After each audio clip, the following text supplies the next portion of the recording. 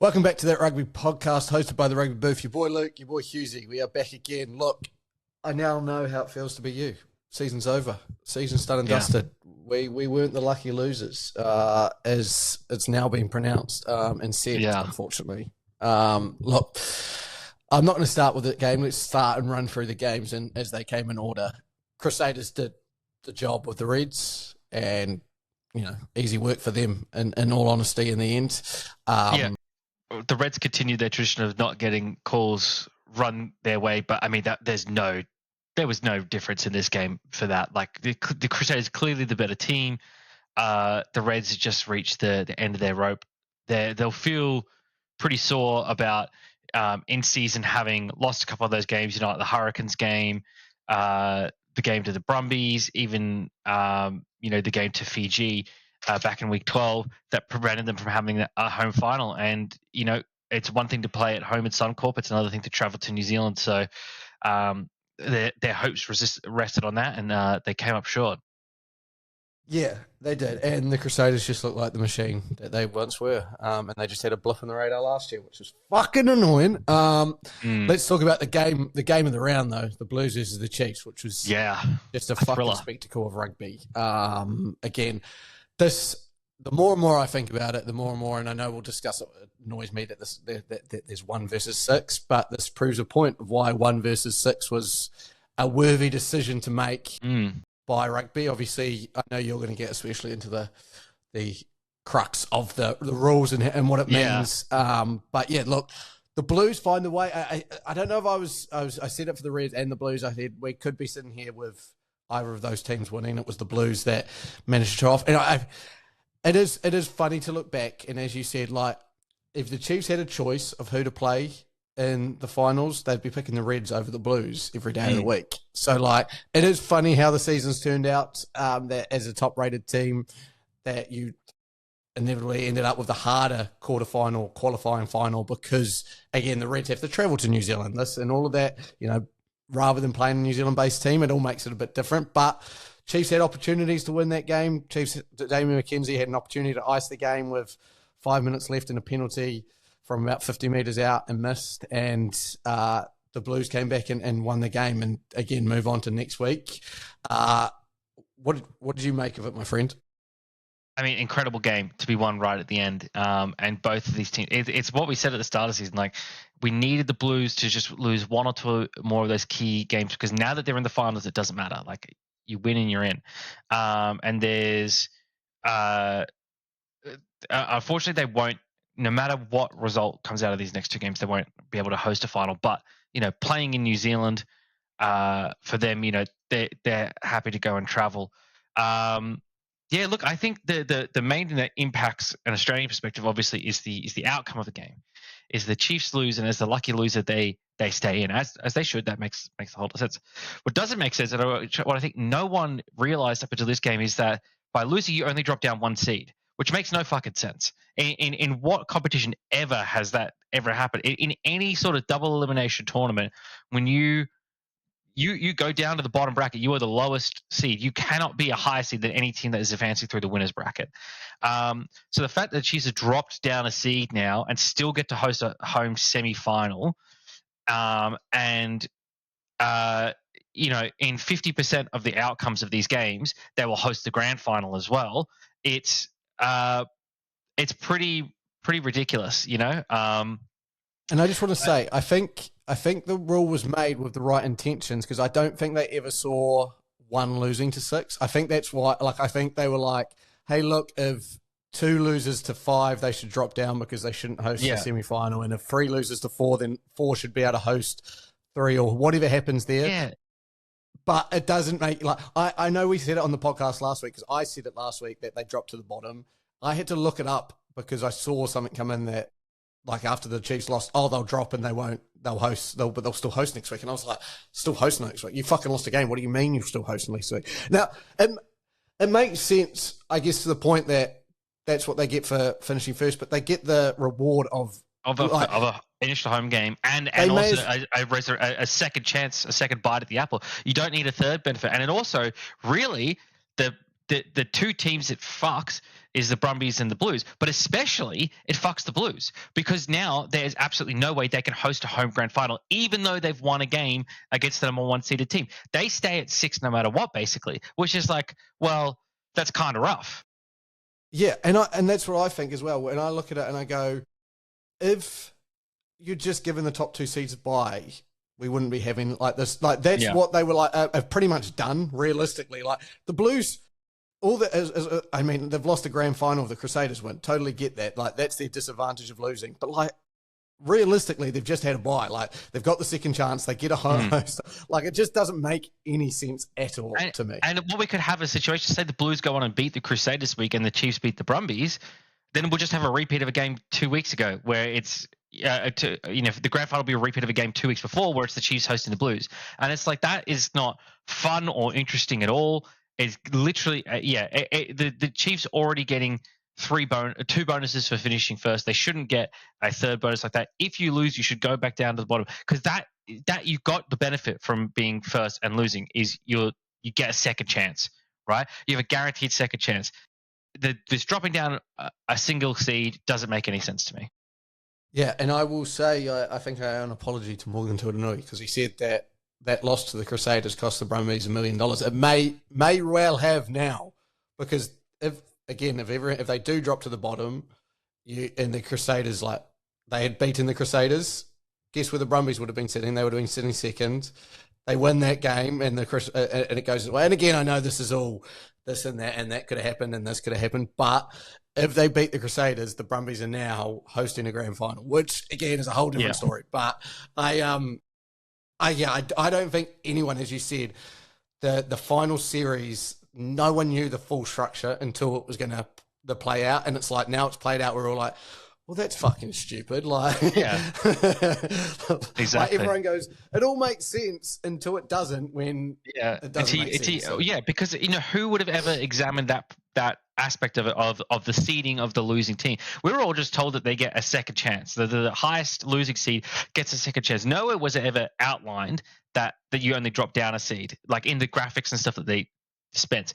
It's there in the laws or whatever, or the policy, whatever you want to call it, the document that sets out the structure of the finals. But that's not like a document that they were handing out to the public. You got to go search that. It's fucked. But hey, it is what it is. And look, let's talk about the Brumbies though. A hugely entertaining game against your Canes. Like, I mean, what a game for you guys to bow out of the season on. Both teams absolutely went at it hammer and tongs, giving it their all. And unfortunately, the Hurricanes fell short. What I did love was all tries in the game, all converted tries. Were like that's rugby at its purest, Totally, yeah. Every time a team got an opportunity to kick a goal, they went. And I think it's more credit to the Brumbies because they had probably more opportunities to kick goals, especially there in their situation. Look, I know a lot of Hurricanes fans are annoyed with the Nick Berry's refereeing. I think we fell on the side of a lot of unfortunate 50-50 decisions, and not even penalty decisions. Like there weren't a lot of penalties. It's like knock-ons. You look at the last one, that was a knock-on, that wasn't a knock-on, and there was just lots of those that we fell on the wrong side.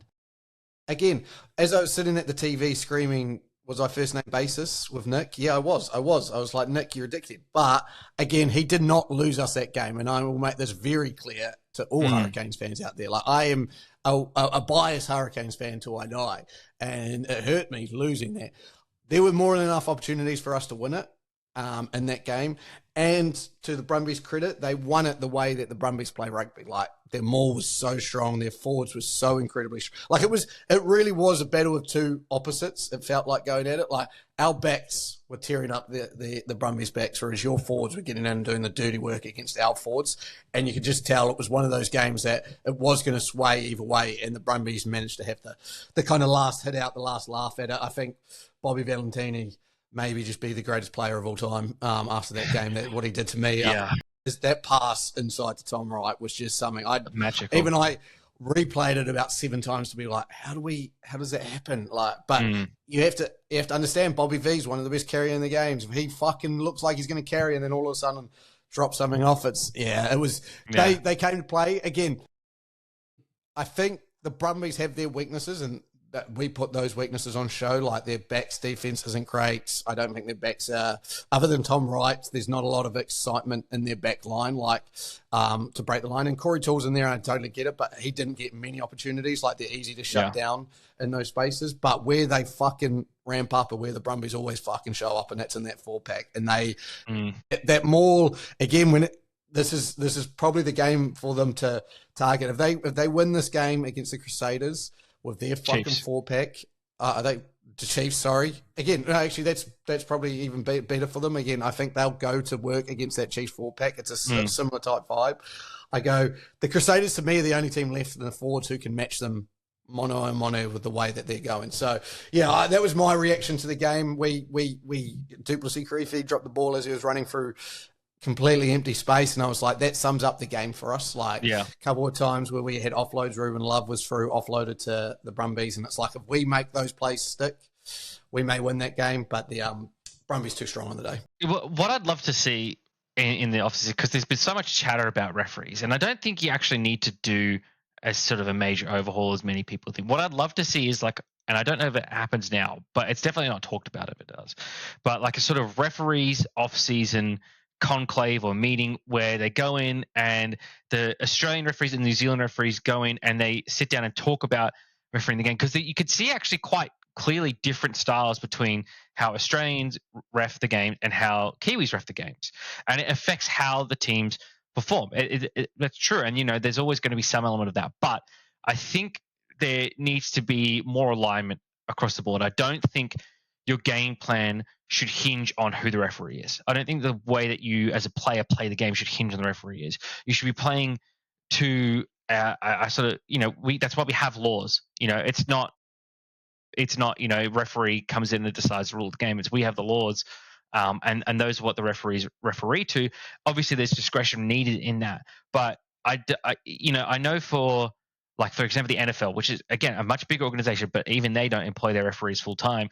They have off-season meetings and discussions about it. The NRL has a head of reffing as well to come in and make sure there's alignment. And I think that's the next step for Super Rugby, to align their referees and not leave it up so much to referee discretion. And I think that way as well, it quietens a lot of the criticisms, because you can't just be going there like, oh, James Dolman, he's one-eyed Kiwi, blah, blah, blah, interprets it the way Kiwis play the game, doesn't look at it from different perspectives. They go in there, they're talking about the game to each other, and they're coming to consensus on how things should be reffed. I think it's better for the product, and I think it's better for the players and the team as well. And I wouldn't mind, bringing guest referees as well from the Northern Hemisphere, so they could tell, or South Africa, and tell these, Super Rugby refs, like, hey, these are the kinds of things we're seeing in our competitions as well. What are your ideas? What are our ideas? Let's discuss and debate them. And then they could take those ideas back. They bring ideas in. I think there needs to be a lot more alignment there. Totally, couldn't agree more. Whatever's going to help the referees. Again, we do play a very interpretive game where it's left to their interpretation, and every ref's going to have different interpretations, but how they can get closer in those interpretations and understand each other's interpretations, probably a good one. Look, semi-finals time. So Chiefs obviously hosting the Brumbies. No matter which way you twist it, feels like a bit of a robbery there. And then Crusaders hosting the Blues. Look, could the Blues do it again? What do you make of Rieko Ioane? I don't know if you've seen, again, he's popped off again on social media. Okay, so this is a New Zealand clearly thing.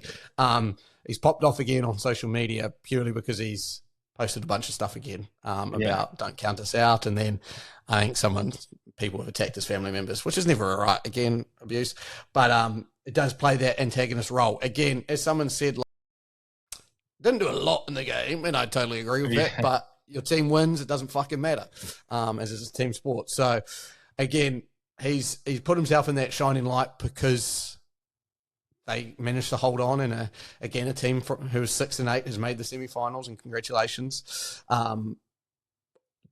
Did they go any further? I can't see them beating the Crusaders. Both their Crusaders games this year have been very tight. Yes, they have been. And look, the Blues have the defending champs. They know how to win, right? They've got a touch of destiny about them in that they've got the ability, I think, to go far. And I I believe they can win simply because it means that the Brumbies host a final if they if they beat the Chiefs. So it's like could it happen? Yes. Look, the last time when the Crusaders hosted the Blues in Week 10, it was a 3-point game. And where did they play? Aside from that, was it right at the start of the season? I'm trying to find it. They didn't play twice. Here we go. Yeah, Week 6. And when the Blues hosted them, it was actually a blowout. So it seems like the Blues are playing better in Christchurch than they are at home. So, look, I think anything could happen. Absolutely anything can happen. Head says Crusaders, heart says Blues. And then Chiefs Brumbies. Look, the Chiefs have been a little bit exposed this year at different times by different teams, including my Waratahs. I think they're vulnerable. I think they're very vulnerable, coming off a demoralizing loss. And look, if you think about it logically, Brumbies are a higher seed team than the Blues. And if the Blues as the lower seed team went in to the Chiefs and beat them there, the Brumbies should do the same thing.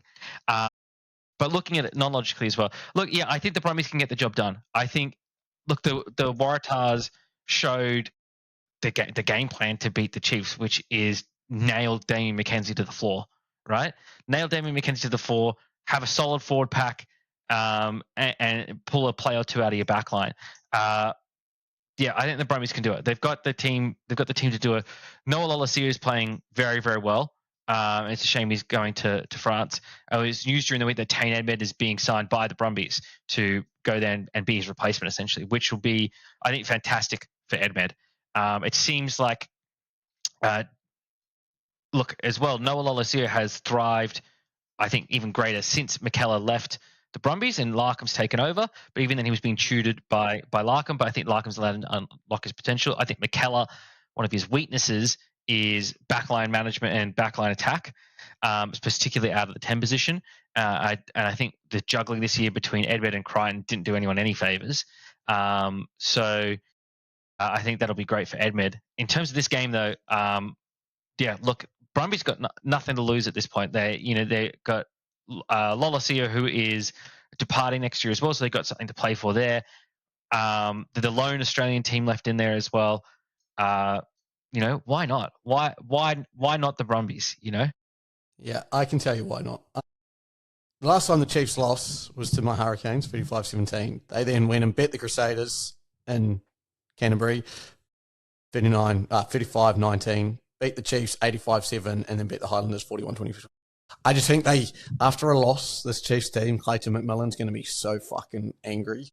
They're going to be fired up. I don't think the Brumbies win this. I think it's a whole different task trying to go over to the Chiefs. Again, if this was hosted by the Brumbies, it's a whole different world. I'd understand where you say why not, but I just can't see a world that they do get the job done against the Chiefs here. That being said, I fucking hope every team doesn't win this now. I'm in a real fucking sticky position because realistically, look, the Brumbies knocked us out.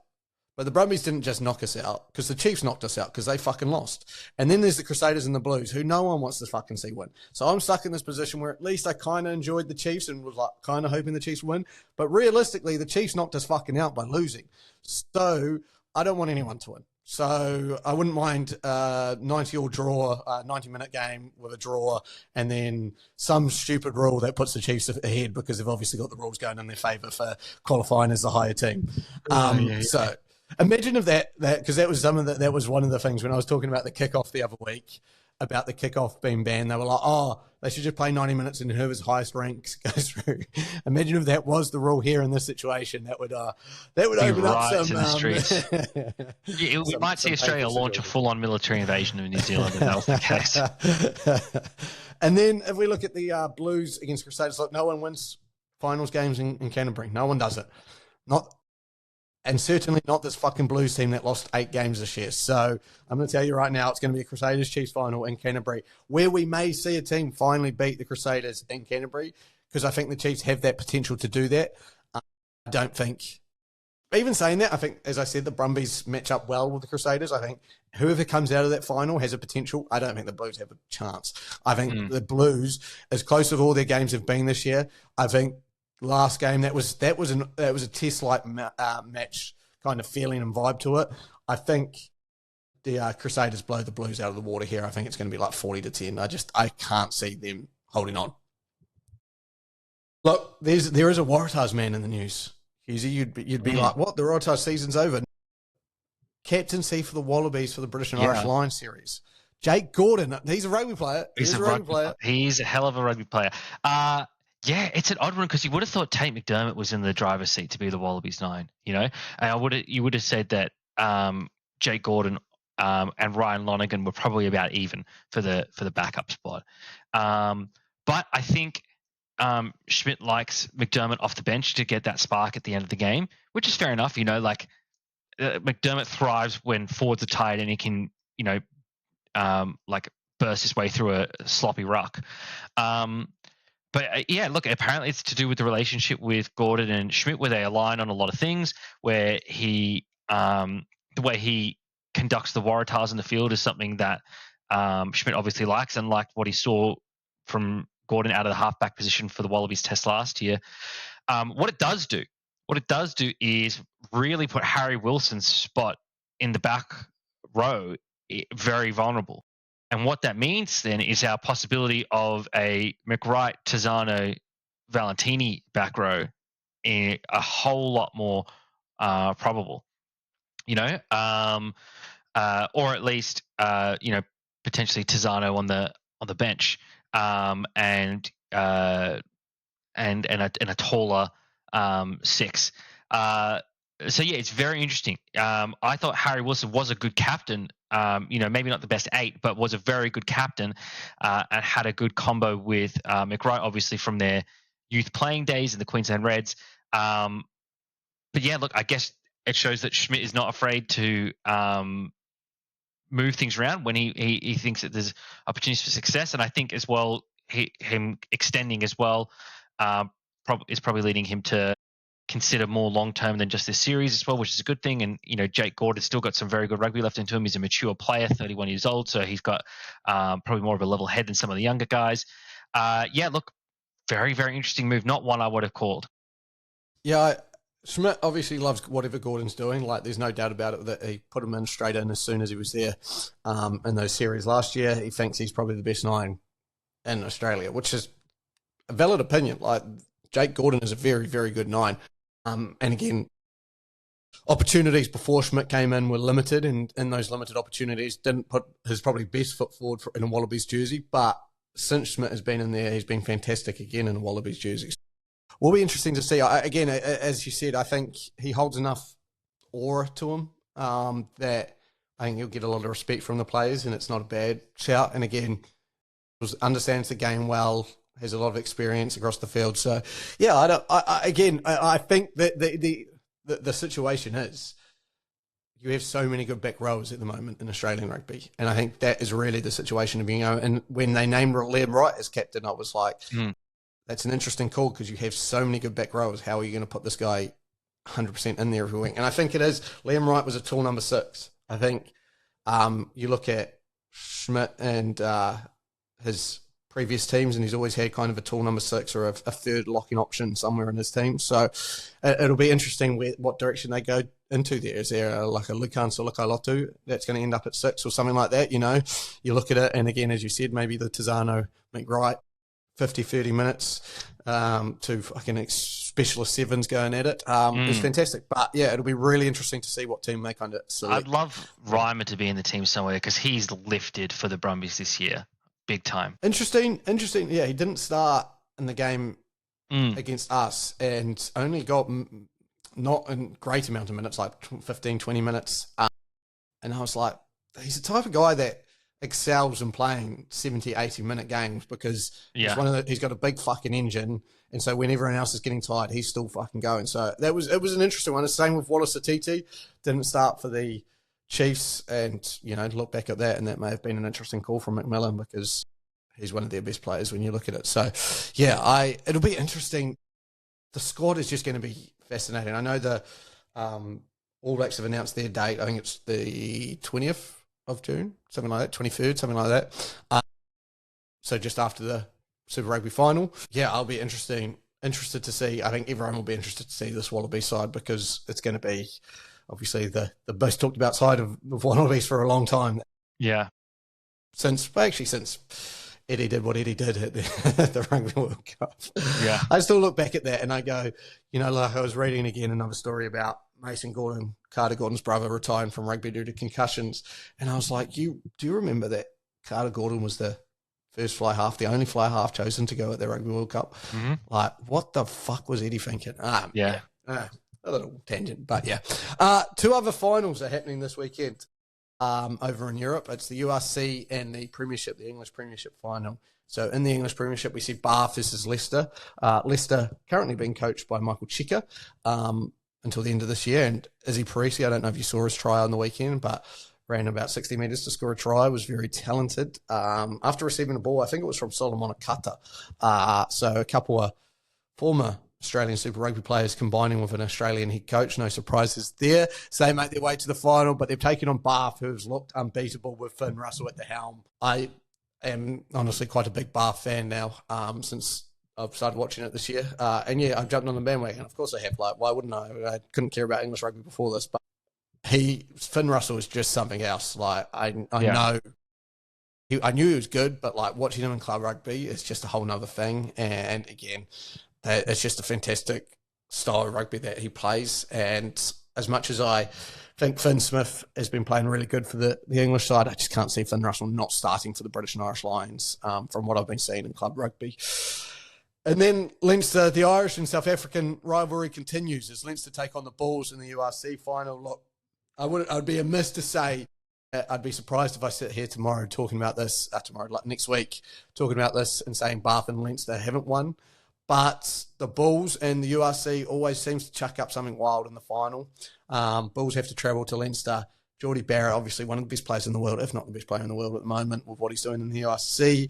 The Bulls have to try and take that down, but I will not be surprised. I'd be more surprised here talking about a Leicester win than a Bulls win. Like, the Bulls are the best South African team at the moment in World Rugby and South African club rugby. They did away with the Sharks, which I didn't doubt after the Sharks had to play 90 minutes of rugby last week. So I kind of go, to me, the Bulls were always going to get through to the final. And this sets up a really, really great clash. And again, some more South African versus Irish narratives that we can talk about for the next foreseeable future. But if Leinster don't find a way to win this, it's like their fourth trophyless year, which will be a very huge embarrassment, I would say, for a team with the riches that they have RG Snyman, Geordie Barrett. You look at those two, plus all the Irish internationals that they have. You just go, like, if they don't win this, again, with their defeat and the loss they had in the Champions Cup, they would be very embarrassed, to say the least. Look, Super Rugby semi-finals on the way. We'll be back again next week to run you through absolutely everything. But I'll leave you with this message. Explain it to us, Super Rugby, how the Chiefs have a home semi-final. I'm a New Zealander. I should be supporting this, but it makes no sense. It makes absolutely no sense. It's confusing for everyone. It is confusing for everyone. With that, we'll see you next time. Thank you for joining us. I've been Luke. That's been Husey. We'll see you later. Goodbye.